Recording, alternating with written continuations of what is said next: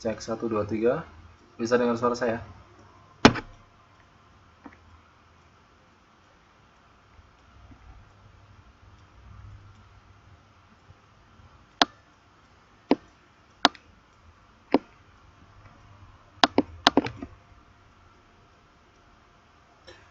Baik, kita tunggu 2 menit lagi untuk menunggu teman-teman yang lain yang belum bisa masuk ya. Sebelum kita mulai.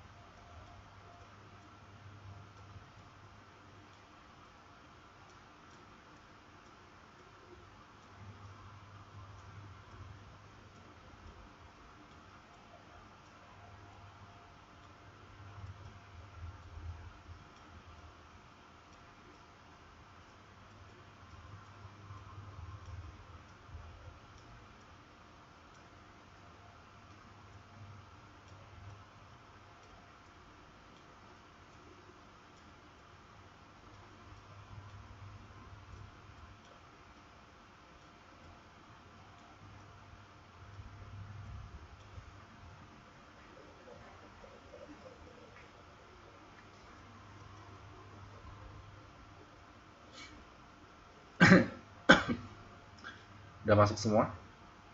Belum ya? Ini sudah ada 15 siswa yang sudah hadir, teman-teman sekalian. Saya kira tidak perlu lama-lama ya, kita mulai saja kelasnya karena waktu kita terbatas saja. Untuk kelas ini hanya 40 menit lamanya dan ini sudah lewat 10 menit. Mungkin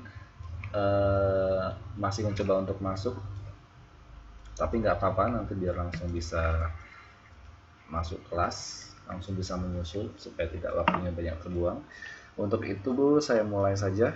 Saya buka. Assalamualaikum warahmatullahi wabarakatuh. Selamat malam, saya ucapkan, dan selamat datang kepada seluruh siswa dan siswi kelas 11 semester 3 untuk program program belajar kejar paket C kesetaraan Taiwan di bawah naungan Bakti Jaya Indonesia. Dan teman-teman sekalian, selamat berjumpa lagi dengan saya ya. Setelah hari Jumat kemarin terakhir kita bahas tentang masalah bahasa Indonesia dan pelajaran PPKN, malam hari ini kita akan belajar lagi dengan tutor yang sama tapi pelajaran yang berbeda, yaitu di pelajaran sosiologi. Pada malam hari ini kita sudah memasuki pertemuan yang ke-10, itu dimana kalau mengingatkan saja kalau kita ingat-ingat bahwa jumlah pertemuan kita ada 14, sehingga kurang 4 kali pertemuan, ya kurang lebih 1 bulan ya. Nanti kalian akan melaksanakan ujian akhir semester. Cepat sekali ya, UTS saja baru dikerjain, pada masa mau ujian akhir semester, ujian lagi ya. Ya itulah siswa ya. Jadi ujian lagi, evaluasi lagi dan lagi. Dan itu yang kemudian mempercepat kalian untuk naik ke level selanjutnya ya. Naik ke kelas 12. Habis itu lulus, kalian bisa kuliah ya, nanti sama kayak saya. Ya, baik teman-teman sekalian, malam hari ini kita masih melaksanakan atau membahas tentang materi di minggu yang kemarin tentang mobilitas sosial ya. Kita belum selesai dan kita belum pindah bab lain. Kita masih melanjutkan di bab mobilitas sosial.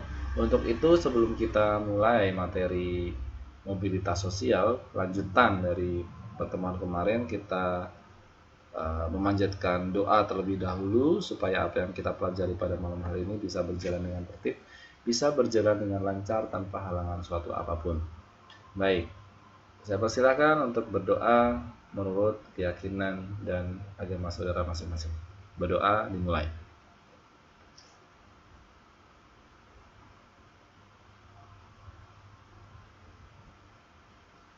Berdoa selesai. Ya, saya ucapkan kembali selamat datang kepada siswa yang baru masuk. Langsung bergabung saja, Mbak. Nah, sebelum saya mulai materi pada malam hari ini, saya recheck terlebih dahulu dari 16 siswa yang hadir pada malam hari ini, apakah ada salah satu atau salah dua atau beberapa siswa yang tidak bisa mendengarkan suara saya dengan jelas ataupun tidak bisa melihat slide yang sudah saya tampilkan atau sudah saya persiapkan. Silahkan komen. Nanti biar saya cek kira-kira di mana masalahnya, apakah di saya ataukah di jenengan sekalian. Suara jelas, slide juga jelas. Oke. Seperti biasa, nanti kalau ketemu masalah tidak bisa dengar suara saya ataupun tidak bisa melihat slide papan tulis yang sudah saya tampilkan, silahkan nanti komentar saja, nanti bisa kita cek masalahnya ada di mana. Oke ya. Baik, kita langsung saja mulai pembelajaran sosiologi pada malam hari ini. Layar saya terang sekali. Sebentar. Oke. Suara saya merdu kah? Saya bukan penyanyi loh, bukan penyiar radio juga. Ya, kita mulai ya. Teman-teman sekalian, mengingatkan saja pada minggu yang lalu kita sudah belajar tentang mobilitas sosial. Hanya mengingatkan saja, hanya review bahwa mobilitas sosial itu adalah sebuah perpindahan ya, sebuah perpindahan di mana yang namanya mobilitas sosial itu hanya tidak hanya perpindahan tempat.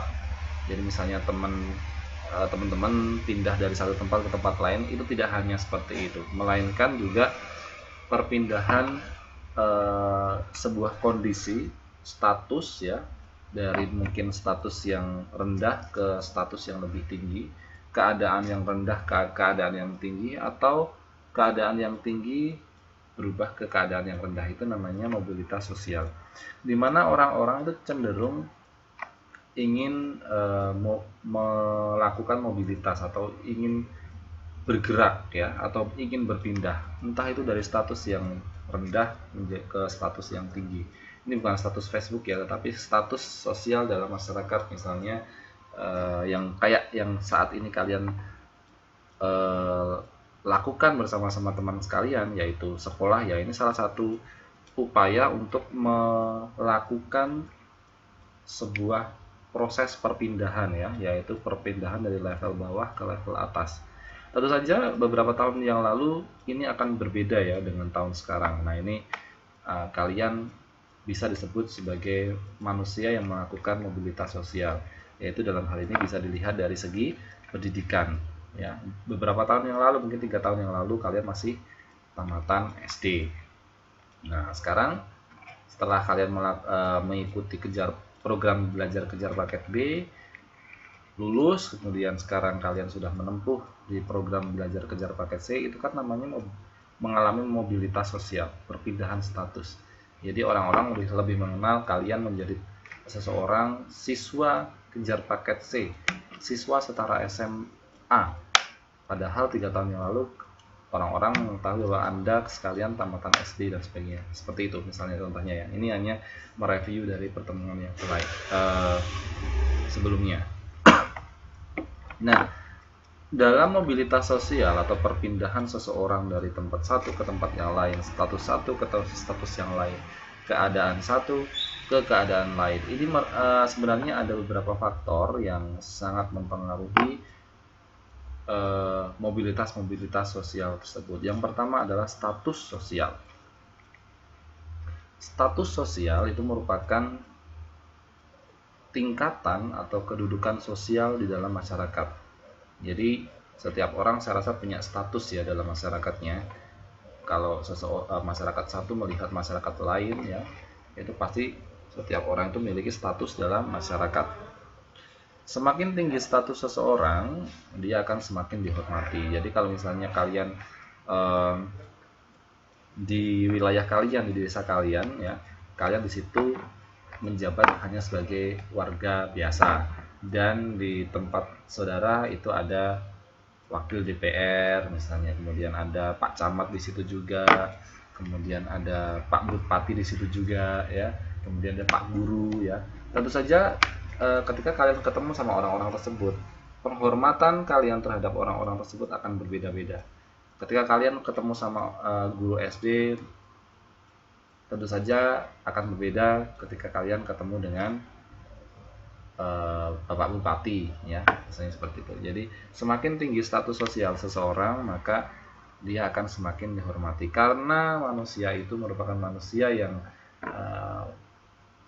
membutuhkan penghargaan ya, membutuhkan orang itu care, peduli dengan satu dengan yang lainnya. Maka untuk itu manusia itu selalu berusaha agar dapat memiliki sesuatu yang lebih dari orang lain, supaya orang lain itu memandang kita tidak sebelah mata, supaya seseorang itu lebih menganggap kita ada, seperti seseorang itu lebih menganggap kita atau menghormati kita ya. Itu nalurinya, pasti kalian punya sifat seperti ini juga. Jadi selalu berusaha untuk bisa menjadi lebih dari orang lain ya. Karena status sosial tadi, karena pengen dianggap menjadi seseorang yang dihormati, punya segala-galanya misalnya ya, gitu, dihargai gitu ya. Itu status sosial. Kemudian faktor yang selanjutnya adalah kondisi ekonomi. Ya, sampai saat ini kekayaan itu memang menjadi simbol utama dari status sosial ya. Setiap orang akan berusaha untuk meningkatkan keadaan ekonominya. Ya, seperti contoh, pasti kalian setuju. Jadi orang kaya dan orang miskin. Jadi kalau kita melihat di dalam lingkungan masyarakat di tempat kita tinggal ya, orang-orang akan cenderung peduli, misalnya menghargai orang-orang yang dia memiliki kekayaan, orang-orang yang kaya, yang sugih gitu ya, yang memiliki materi, dibanding dengan orang-orang yang dia biasa-biasa saja, atau bahkan orang-orang yang tergolong miskin, tidak memiliki kekayaan sama sekali ya. Untuk itu, karena faktor atau kondisi ekonomi ini, karena dari zaman nenek moyang itu sudah diterapkan aturan bahwa semakin orang itu kaya, semakin orang akan menghormati, akan peduli sama dia, akan menghargai. Untuk itu, karena naluri, lagi-lagi naluri manusia, pengen dihormati, pengen dihargai, pengen dianggap, jadi ini bisa dijadikan sebagai faktor-faktor yang mempengaruhi seseorang itu untuk berubah menjadi seseorang yang nantinya ketika dia berubah menjadi seseorang yang lebih tinggi levelnya, ya, sesuai dengan faktor-faktor yang tadi sudah saya sebutkan, itu bisa mendapatkan prize atau penghargaan atau penghormatan yang baik, ya, dari manusia lain. Ya, tidak jarang orang-orang itu berusaha berlomba-lomba untuk meningkatkan keadaan ekonominya. Ya, salah satunya mungkin alasan kalian pergi ke Taiwan itu adalah untuk memperbaiki atau meningkatkan keadaan ekonominya. Karena apa? Bekerja di Indonesia mungkin kerja 10 tahun sama juga kerja selama 2 bulan di Taiwan misalnya begitu, sehingga walaupun jauh dengan keluarga, karena itu niatnya untuk meningkatkan keadaan ekonomi, memperbaiki situasi dan kondisi ekonomi dalam keluarga atau dalam kehidupan, kalian rela untuk pergi jauh dari keluarga ke Taiwan sana, ya. Salah satunya adalah untuk penghargaan ketika nanti kalian balik ke Indonesia, yang tadinya mungkin sebelum pergi ke Taiwan nggak punya rumah, ya, baru menumpang orang tua, kemudian atau punya rumah tapi kecil, belum komplit dan sebagainya. Setelah kalian bekerja di Taiwan, nabung dan sebagainya, pulang sudah bisa buat rumah, pulang ke Indonesia, tetangga kalian akan menganggap kalian beda, biasanya seperti itu. Ya, itu salah satunya adalah faktor-faktor, yaitu kondisi ekonomi, di mana manusia itu cenderung untuk berusaha meningkatkan keadaan ekonominya supaya mendapatkan penghargaan dari orang lain. Kemudian situasi politik. Nah, ini setiap saat selalu berubah ya. Demokrasi itu dianggap sebagai acuan ketatanegaraan, maka politik menjadi pilihan yang sangat mudah untuk menaikkan status sosial seseorang ataupun suatu kelompok. Ya, kenapa Pak situasi politik itu bisa dijadikan faktor untuk yang dicari seseorang untuk menaikkan status sosialnya? Karena kita tinggal di negara yang menganut sistem demokrasi, di mana sistem demokrasi itu adalah sistem yang sistem pemerintahannya atau segala sesuatu berasal dari rakyat, oleh rakyat, dan untuk rakyat. Nah,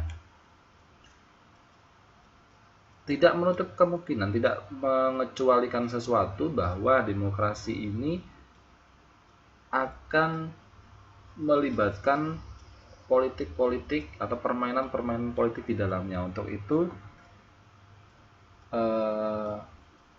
situasi politik itu menjadi pilihan yang sangat mudah untuk menaikkan kondisi status sosial seseorang atau kelompok. Seperti halnya di kondisi-kondisi organisasi politik yang ada di dalam partai politik, ya, bisa memberikan peluang besar bagi para anggotanya untuk naik dan dalam pertanggakan kedudukan. Itu sebabnya banyak orang-orang yang ingin menjadi wakil DPR, terjun dalam politik, tiba-tiba langsung terjun, padahal tadinya penyanyi, artis gitu ya. Kalian mungkin bisa lihat itu Pasha Ungu, kemudian Anang Hirmansyah, siapa lagi, Eko Patrio, Nurul Arifin dan sebagainya, Rano Karno, ya. Itu kan tadinya orang-orang selebritis ya, atau orang-orang di bidang entertainment. Tapi lantas kenapa mereka malah pengen terjun ke ranah politik? Padahal kalau menurut pandangan kita ya, artis itu pasti bayarannya tinggi dan sebagainya. Kenapa sih lebih bersusah-susah pengen ke politik, padahal kalau sekali gagal akan menghabiskan uang banyak ya. Nah, ternyata memang di situ dengan terjun di dunia politik, kedudukan yang akan mereka inginkan itu bisa menjadi lebih tinggi. Gimana, nggak ada suaranya? Ada kan ya? Sinyalnya hijau loh tempat saya.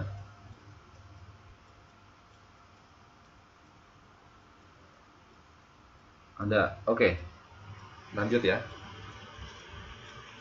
Ya, tidak menutup kemungkinan bahwa orang-orang itu berlomba-lomba untuk menjadi calon DPR, ketua DPR, sampai mengorbankan harta benda ya. Ya karena itu, pengen punya kekuasaan supaya dihormati, supaya dihargai gitu.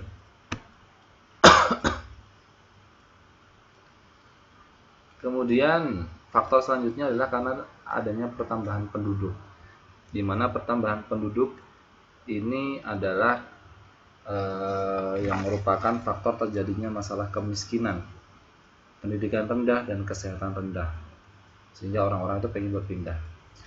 Berpenduduk padat itu identik dengan kehidupan miskin, seperti di Indonesia ini ya. Kalau kita lihat dari jumlah rakyatnya, Indonesia ini menempati negara dengan jumlah penduduk terbesar terbanyak ketiga di dunia. Bayangkan posisi kita itu ada di posisi ketiga dengan jumlah penduduk terbanyak di dunia. Nah, menurut teori, negara-negara yang memiliki penduduk padat itu identik dengan kehidupan yang miskin. Ya, banyak tudingan negatif pada daerah-daerah kumuh seperti rawan kriminal, rawan penyakit, dan sebagainya. Untuk itu, dari pertambahan penduduk itu, pemerintah kemudian mencanangkan sebuah program yang namanya pemindahan, ya, atau disebut dengan mobilitas juga, sebagian penduduk ke daerah-daerah yang kurang penduduknya. Perpindahan itu dinamakan dengan transmigrasi. Jadi, transmigrasi itu akan menjadi mobilitas sosial horizontal, di mana orang dipindahkan dari tempat satu ke tempat yang lainnya. Dengan adanya petualangan ya, rasa ingin tahu manusia mendorong terjadinya petualangan ya. Biasanya orang melakukan perpindahan itu karena dia ingin tahu ya tentang sesuatu. Seperti saya juga suka banget dengan traveling ya, karena saya pengen menjelajah tempat-tempat atau wilayah-wilayah yang memang menurut saya belum tahu dan saya pengen tahu tentang itu, sehingga itu mendorong saya untuk melakukan petualangan. Tetapi ternyata petualangan ini tidak selamanya berkembang, alasannya karena masalah biaya. Jadi orang yang berpetualangan itu membutuhkan biaya ya. Itu yang kemudian menjadi alasan bahwa saya tidak mau pindah atau saya tidak mau melakukan perpindahan mobilitas sosial karena memang biayanya tinggi misalnya gitu. Kemudian fisiknya nggak kuat, fisiknya lemah. Ada orang yang sakit-sakitan atau tidak bisa jalan terlalu jauh, atau tidak bisa terkena sinar matahari terlalu lama, atau tidak bisa terkena udara, tidak boleh terlalu capek dan sebagainya. Kemudian selanjutnya takut perubahan, karena dia sudah nyaman dengan kehidupannya sehingga tidak perlulah petualangan, saya sudah nyaman kok seperti ini. Saya takut berubah, takutnya nanti kalau saya pergi kehidupannya tidak akan senyaman ini misalnya gitu. Jadi tidak selamanya petualangan ini berkembang dan dilakukan sama orang. Kemudian petualangan menyebabkan orang ingin tahu daerah lain. Oleh karena itu dia mencoba untuk berpindah tempat secara sementara, sehingga mobilitas sosial yang terjadi namanya mobilitas horizontal.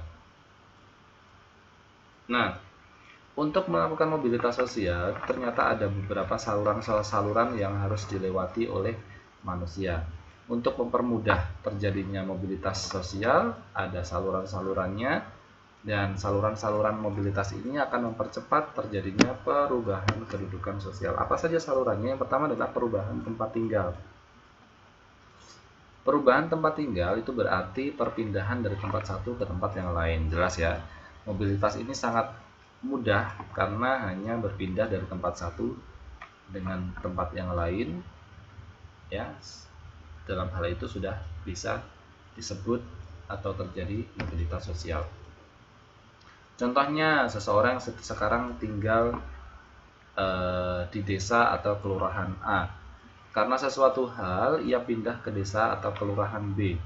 Dengan demikian, ia melakukan perpindahan kedudukan pada level yang sama, tetapi hanya tempatnya saja yang berbeda. Perpindahan tempat itu juga dapat mengubah kedudukan sosial seseorang. Misalnya, seseorang yang berpindah rumah dari daerah perkampungan ke perumahan elit. Nah, dalam hal ini di samping mobilitas horizontal, perpindahan tempat juga terjadi perubahan status sosial. Tadinya dia tinggal di perkampungan desa itu ya, kemudian dia pindah ke perumahan elit, di mana orang-orang elit saja yang tinggal di situ. Orang yang punya mobil, orang kaya itu ya, dengan segudang aktivitas yang sama sekali 180 derajat berbeda dengan aktivitas atau keadaan di desa, otomatis itu akan merubah gaya hidup seseorang itu tadi. Gimana hilang ya? Kok ini Mbak Mutiara nggak bisa dengar? Yang lain gimana?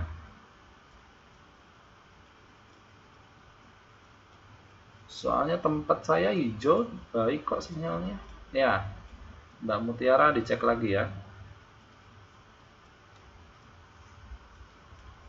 Ya, itu ya tadi contoh dari saluran pertama yaitu tempat tinggal.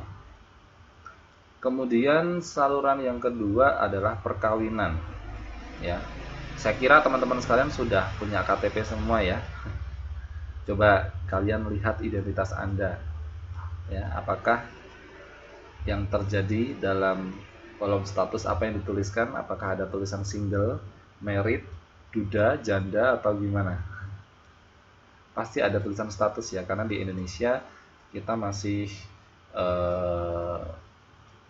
memberlakukan status itu menjadi identitas kita. Padahal kalau di negara-negara maju seperti Taiwan itu merupakan privacy ya, itu merupakan hal rahasia. Jadi saya belajar banyak ketika saya tinggal di Taiwan dulu. Jadi hal-hal yang tidak boleh ditanyakan kepada orang-orang di sana adalah misalnya umur, kemudian status pernikahan, itu tidak boleh ditanyakan karena mereka sangat menjaga kerahasiaan mereka. Dia tidak mau diekspos tentang hal-hal tersebut. Tapi kalau di Indonesia malah dituliskan di KTP ya. Jadi kalau kita lihat KTP orang gitu, orang otomatis di Indonesia misalnya, kita otomatis tahu apa namanya dia statusnya apa. Saya kurang tahu ya bentuk KTP di Taiwan seperti apa, cuman kalau di ARC kan nggak ada kan Mbak ya status itu, aliens resident card itu kan nggak ada ya. Cuman saya kurang tahu kalau KTP-nya orang sana. Ya, identitas yang di sana kemarin saya punya itu nggak ada ya, jadi cuma informasi umum ya, tanggal lahir. Tapi kalau misalnya ketemu sama orang-orang ya, itu menjadi apa, hal-hal yang tabu dan sangat privacy. Nah, itu perkawinan. Nah, perkawinan secara otomatis akan mengubah status sosial seseorang, jelas ya. Dengan perkawinan seorang membentuk sebuah keluarga baru ya. Tadinya single kemudian menikah ya, otomatis statusnya akan berubah ya, dari yang single tinggal sendiri ya, belum punya pasangan, kemudian statusnya berubah ya, status sosialnya menjadi seorang suami, menjadi seorang istri gitu, kemudian menjadi seorang bapak, menjadi seorang ayah. Jadi dia punya status yang berbeda setelah pernikahan. Nah, itu merupakan pernikahan yang mengakibatkan pernikahan itu menjadi sebuah saluran untuk seseorang berpindah ya. Apabila dalam keluarga sudah memiliki anak, maka yang laki-laki namanya suami akan berubah statusnya menjadi seorang ayah. Sebaliknya, seorang perempuan atau istri yang tadinya hanya istri sebutannya sekarang menjadi seorang ibu karena dia sudah punya anak. Seperti itu ya. Itu saluran perkawinan. Saya rasa jelas. Ini sudah saya extend 5 menit ya, tadi waktunya udah habis. Ya. Perkawinan bisa juga mengubah status sosial lainnya. Misalnya seorang wanita biasa yang menjadi istri pejabat, misalnya bupati ya, maka ia otomatis akan menjadi seorang yang dihormati karena menjadi istrinya pejabat. Ia akan ikut berubah statusnya ya. Misalnya dia menjadi disebut ibu bupati ya, istri bupati ya, karena suaminya bekerja menjadi bupati yang terpandang ya. Kemudian istrinya ikut berubah statusnya, berubah mengikuti sang suami ya. Nah, itu juga faktor perkawinan ya, karena mau berubah mengikuti suami sehingga dia juga dihormati dan diberlakukan sama seperti suaminya, menjadi orang yang terhormat. Atau contoh lain, jika seseorang itu menikah dengan seorang lurah atau seorang dokter, maka biasanya ia mendapatkan sebutan Bu Lurah atau Bu Dokter, walaupun dia sebenarnya tidak pernah menjadi lurah ataupun sekolah kedokteran. Ya, misalnya Mbak Umi Safitri menikah dengan Pak Dokter ya, seorang dokter. Orang apalagi kalau tinggal di desa ya, walaupun dia bukan seorang dokter dan dia tidak pernah sekolah kedokteran karena dia menikah dengan laki-laki yang berprofesi menjadi dokter, biasanya warga itu menganggap atau memanggil dia dengan sebutan ibu dokter, sama dengan Bu Lurah gitu ya. Ini yang paling banyak terjadi di lingkungan kita ya. Istri Pak Lurah, otomatis dia menjadi Bu Lurah ya. Otomatis dia menjadi Bu Lurah. Pak Duko, Bu Duko gitu ya. Dia juga memimpin dasawisma suatu desa gitu ya. Otomatis dia menjadi seperti itu. Jadi statusnya otomatis berubah. Begitu. Kemudian saluran yang selanjutnya adalah keanggotaan dalam organisasi. Nah, organisasi sosial itu menjadi suatu lembaga yang penting dalam masyarakat. Dengan menjadi anggota masyarakat organisasi tertentu, seseorang akan mendapatkan status sosial yang lebih tinggi. Bahkan dengan berorganisasi, ia dapat meraih posisi yang tinggi dalam masyarakat. Jadi misalnya di dalam masyarakat itu ada sebuah organisasi yang namanya PKK ya, bagi ibu-ibu misalnya gitu. Nah, di PKK tersebut itu kan ada susunan organisasi ya, ada ketua, ada sekretaris, ada bendahara, ada seksi-seksi yang lainnya. Nah, otomatis itu kan ada jenjang level atau kedudukan atau tingkat-tingkat posisi ya. Otomatis yang jadi ketua itu akan dihormati oleh anggota-anggota yang lain.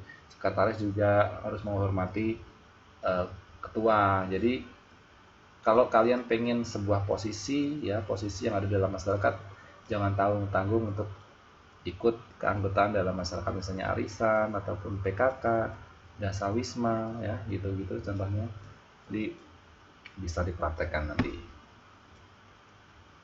Nah, contohnya seseorang yang menjadi anggota organisasi misalnya partai politik, di masyarakat ia akan memiliki status yang lebih tinggi dari orang lain yang tidak ikut organisasi. Terlebih lagi, ia akan naik statusnya apabila menjadi ketua organisasi tersebut. Dengan menjadi ketua berarti ia menjadi pemimpin suatu golongan masyarakat. Ini yang tadi sudah saya sampaikan. Jadi di dalam sebuah organisasi misalnya, ketika kalian ikut dalam organisasi tersebut dan menjadi ketua misalnya gitu, otomatis posisi kalian akan lebih tinggi. Itu saluran-saluran yang menyebabkan seseorang itu bisa mobilitas sosial dengan mudah. Kemudian yang terakhir ini adalah tingkat pendidikan. Saluran yang terakhir adalah tingkat pendidikan, di mana pendidikan ini menjadi penting ya, karena menunjukkan kemampuan seseorang dalam bidang ilmu pengetahuan tertentu. Ya, semakin tinggi tingkat pendidikan seseorang, maka akan lebih banyak dan luas ilmu dan pengetahuan yang dimiliki.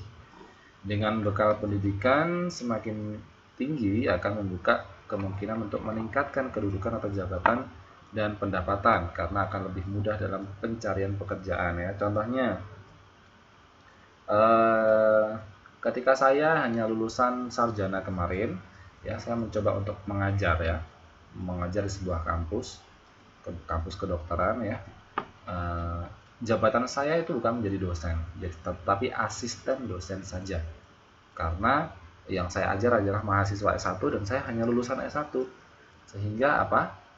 Jadi saya hanya mendapatkan pekerjaan-pekerjaan yang ya ringan-ringan saja, mengajar praktek, kemudian mengajar kelompok-kelompok kecil, jadi tidak mengajar dalam kelas yang besar gitu. Akhirnya saya meneruskan di tahap pendidikan selanjutnya, kemarin saya lanjutkan di Taiwan gitu, menempuh S2. Sekarang saya bisa mengajar kelas besar, kedudukan saya lebih tinggi daripada selanjutnya, dan saya bisa mencari pekerjaan yang lebih mudah karena banyak yang dibutuhkan di level pendidikan itu, dan pendapatannya otomatis akan lebih tinggi ya daripada lulusan sarjana kemarin ya. Ini slide terakhir. Kadang-kadang dijumpai keadaan di mana sekolah-sekolah tertentu hanya dapat dimasuki oleh golongan masyarakat tertentu, misalnya lapisan atas saja atau dari suatu ras tertentu. Nah, kita di Indonesia itu masih menemukan hal-hal seperti ini ya. Jadi misalnya SMA 1 Yogyakarta itu dihuni oleh masyarakat atau anak-anak dari warga-warga yang memiliki duit saja. Orang miskin tidak bisa masuk di situ karena sangat mahal dan sekolah anak elit ya. Jadi ada seperti itu saja, atau hanya sekolah yang diperuntukkan orang-orang Jawa saja, tidak boleh ada ras lain masuk dalam sekolah tersebut. Itu juga masih ada di Indonesia ya.